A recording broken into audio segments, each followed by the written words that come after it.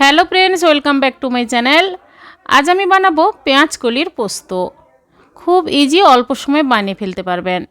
পেঁয়াজ কলির পোস্ত বানানোর জন্য 1 আঁটি পেঁয়াজ কলি নিয়েছি। আর শীতকালে পেঁয়াজ কলি খাওয়া কিন্তু স্বাস্থ্যের পক্ষে খুবই ভালো। প্রথমে ভালোভাবে ধুয়ে পরিষ্কার করে ছোট ছোট করে পেঁয়াজ কলিগুলো কেটে নিয়েছি। এবার গ্যাস অন করে কড়াইয়ের মধ্যে সর্ষে তেল দিয়ে দিলাম 2 টেবিল স্পুন।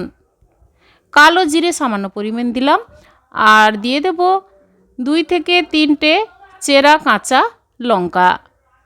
এখানে আমি কোনো শুকনো লঙ্কা ব্যবহার করছি না। কাঁচা লঙ্কা আর কালো জিরে তেলের মধ্যে কিছুক্ষণ নাড়াচাড়া করার পর দিয়ে দেব কেটে রাখা পেঁয়াজ কলি।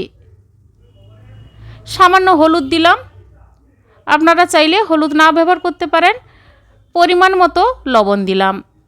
লবণের পরিমাণটা বন্ধুরা অল্পই দেবেন, কারণ পেঁয়াজকলি দেখতে অনেকটা মনে হচ্ছে, তবে কিছুক্ষণ পর ঢাকা দিয়ে দিলেই কিন্তু পেঁয়াজকলি থেকে জলটাও বেরিয়ে যাবে আর পরিমাণটা অল্প হয়ে যাবে। এবার নাড়াচাড়া করে ঢাকা দিয়ে গ্যাসের ফ্লেমটা হাই টু মিডিয়াম করে মিনিট 10 রেখে দেব। এবার আমি মশলাটার মধ্যে কিছুই ব্যবহার করছি না, শুধুমাত্র পোস্ত আর 2টো কাঁচা লঙ্কা দিয়ে কিছুক্ষণ জলে পোস্তটা ভিজিয়ে রাখবো, তারপর পোস্ত পেস্ট করে নেব। এবার ঢাকাটা খুলে পেঁয়াজকলি আবার আমি নাড়াচাড়া করে নিচ্ছি। দেখুন অনেকটা জল বেরিয়ে গেছে আর পরিমাণটা অল্প হয়ে গেছে। এবার আবারও ঢাকা দিয়ে কিছুক্ষণ রেখে জলটা কিন্তু শুকিয়ে নেব।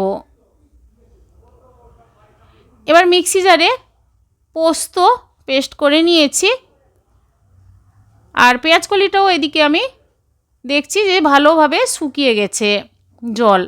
এরপর মিক্সিতে পেস্ট করে রাখা পোস্ত আর মিক্সি জার ধুয়ে সামান্য পরিমাণ জল দিয়ে দিলাম।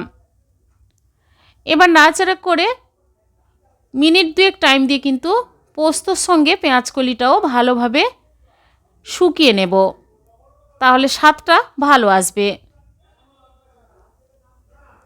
ঢাকা দিয়ে 2 মিনিট রেখে দেওয়ার পর দেখুন জলটাও শুকিয়ে গেছে। আর পেঁয়াজকলির পোস্তর স্বাদ দুর্দান্ত আসার জন্য সবার লাস্টে 2 টেবিল স্পুন সর্ষে তেল দিয়ে দেব। ব্যাস, এভাবে আপনারা বাড়িতে একবার বানিয়ে ট্রাই করে দেখুন। নাড়াচাড়া করে গ্যাস অফ করে সার্ভ করে নেব। এইভাবে পেঁয়াজকলির পোস্ত অল্প সময়ে বানিয়ে গরম ভাতের সঙ্গে খান। কেমন হয়েছে রেসিপিটা কিন্তু অবশ্যই কমেন্ট করে জানাবেন, লাইক করবেন, আর আমার চ্যানেলটি বন্ধুরা সাবস্ক্রাইব করে নেবেন। আজ এই পর্যন্ত, সবাই ভালো থাকুন, ধন্যবাদ।